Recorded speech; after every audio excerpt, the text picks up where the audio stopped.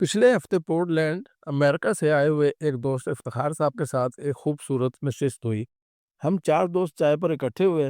افتخار صاحب نے بتایا امریکہ میں زندگی کا تیز رفتاری سے گزرنا، وہاں بھی مہنگائی کا ہو جانا، اور خاص بات وہاں کے لوگوں کا بھی ڈپریشن، انزائٹی اور سٹریس کا شکار ہونا۔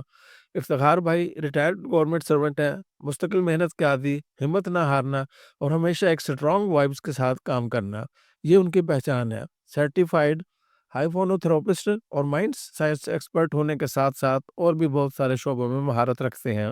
اس ملاقات کے دوران بڑے ہی دلچسپ قصے سنائے انہوں نے اپنی زندگی کے مینٹل ہیلتھ لائف کوچنگ کے حوالے سے، اور اس میں ایک دلچسپ کہانی جو انہوں نے سنائی تھی وہ 2020 کی تھی۔ وہ سچی اور انتہائی دلچسپ کہانی میں شیئر کرتا ہوں آپ کے ساتھ۔ افتخار بھائی بتاتے ہیں کہ ان کے گورنمنٹ جاب کے دوران میں ایک کولیگ کا رشتہ طے ہوا، اور ایک دن اس کے ہونے والے سسر اس سے ملنے آتے ہیں اور گھر کا جائزہ لیتے ہیں، اور اس شخص جس کا نام محمود تصور کر لیتے ہیں اس سے پوچھتے ہیں، محمود آپ شادی کے بعد اپنی بیوی کے ساتھ کہاں رہو گے؟ اس پورے گھر میں تو ایک ہی کمرہ ہے، اور ساتھ ہی ان کو مالی حیثیت کا اندازہ بھی تھا۔ اپنے ہونے والے داماد کو ایک پیشکش کی کہ میں آپ کو سین میں ایک چھوٹا سا کمرہ بنوا دیتا ہوں جہاں آپ لوگ رہ سکتے ہو۔ محمود صاحب کا اپنے ہونے والے سسر کی بات سن کر چہرہ اتر جاتا ہے، جیسا کہ وہ ایک سفید پوش شخص تھے اور ایک چھوٹے سے گھر میں رہتے تھے جس میں ایک ہی کمرہ، ایک برآمدہ اور ایک چھوٹا سا صحن تھا۔ محمود صاحب انتہائی شریف اور خوددار انسان تھے، اس لیے انہوں نے سسر کی پیشکش کو قبول نہیں کیا اور ان سے کہا کہ میری خودداری کو یہ زیب نہیں دیتا کہ آپ میرے لیے کمرہ تیار کروائیں، میں اپنا کمرہ خود تیار کرواؤں گا۔ ان کی یہ بات سن کر بزرگ وہاں سے چپ چاپ روانہ ہو گئے۔ ان کے جانے کے بعد محمود صاحب نے جب اپنی جیب کو ٹٹولا، اپنی جمع پونجی کو کھنگالا، ان کو بہت شدت سے احساس ہوا کہ ان کے پاس اتنی رقم نہیں ہے کہ وہ اپنے لیے کمرہ بنوانے کے اہل ہو سکیں۔ اگر ہم 2025 میں بھی ایک چھوٹا سا کمرہ بنوانے کے لیے اخراجات کا اندازہ لگائیں تو کم از کم 70,000 سے 1 لاکھ تک کی رقم درکار ہوگی۔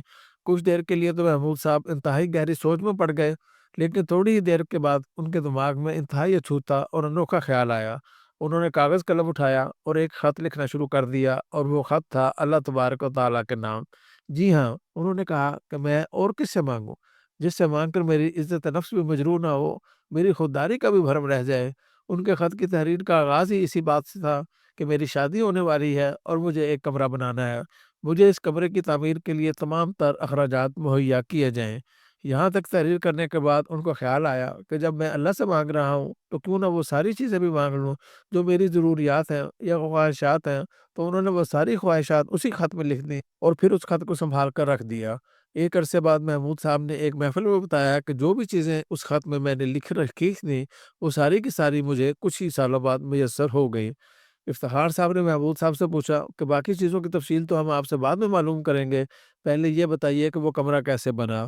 محمود صاحب مسکرائے اور جواب دیا کہ جیسے ہی میں خط لکھ کر فارغ ہوا تو ہمارے عزیز گھر آئے اور کہا کہ ہمیں معلوم ہوا ہے کہ آپ کی شادی ہونے والی ہے۔ مجھے کچھ پیسے دیے اور کہا کہ یہ رقم ہماری طرف سے اپنی شادی کے تحفے میں قبول کر لیں۔ اسی طرح صبح شام کوئی نہ کوئی عزیز آتا رہا اور تحفے میں پیسے دے کر جاتا رہا۔ لوگ پیسے اٹھا کر مجھے ڈھونڈ رہے تھے۔ اس طرح میرے پاس اچھی خاصی رقم اکٹھی ہو گئی جس میں میرا کمرہ بھی آرام سے بن گیا اور باقی معاملات بھی شادی کے سفید پوشی کے ساتھ خیر و خوبی سے انجام پا گئے۔ یہ کہانی 2020 میں بھی ان سے سنی تھی، تب میں نے بھی فیصلہ کیا کہ میں بھی اللہ تعالیٰ کو خط لکھوں گا۔ ابھی مجھے اپنی پرانی ڈائری میں سے وہ پرانا خط بھی ملا جس میں نے اپنی چند خواہشات تحریر کی تھیں۔ اس خط کو دوبارہ پڑھ کر مجھے اندازہ ہوا کہ میں نے اس میں جتنی بھی اپنی خواہشات لکھی تھیں زیادہ تر ان سالوں میں پوری ہو چکی ہیں۔ میرے دوستو، آپ کو بھی جو کچھ چاہیے وہ کون دے گا؟ بے شک عطا کرنے والی ذات اللہ تبارک و تعالیٰ کی ہی ہے، جس کے خزانے بھرے ہوئے ہیں، جس کے دینے کی کوئی انتہا نہیں ہے، جو ہمارا خالق ہے اور اس ساری کائنات کا اکیلا تنہا مالک ہے، جو خوش ہوتا ہے اس بات سے کہ اس سے مانگا جائے۔ تو کیوں نہ ہم بھی اللہ تعالیٰ کو خط لکھیں اور جو کچھ ہمیں چاہیے ہم اس خط میں لکھ ڈالیں۔ تو میں بھی سوچ رہا ہوں اپنا اگلا خط لکھ لوں۔